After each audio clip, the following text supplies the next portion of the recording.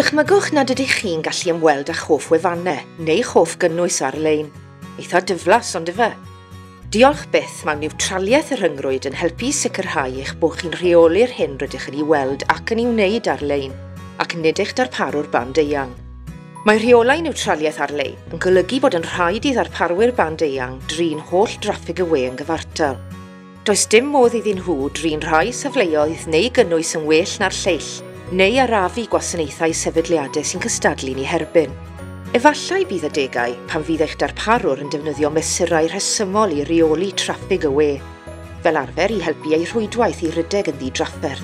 Ond mae'n rhaid iddyn nhw fod yn glir ynglŷn â sut a phryd fyddan nhw'n debygol o wneud hyn, a dylai'r wybodaeth hon fod yn eich cytundeb.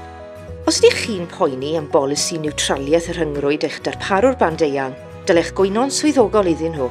Hoffen ni petai chi'n dweud wrtho ni hefyd mwyn i ni ymyrryd os oes angen.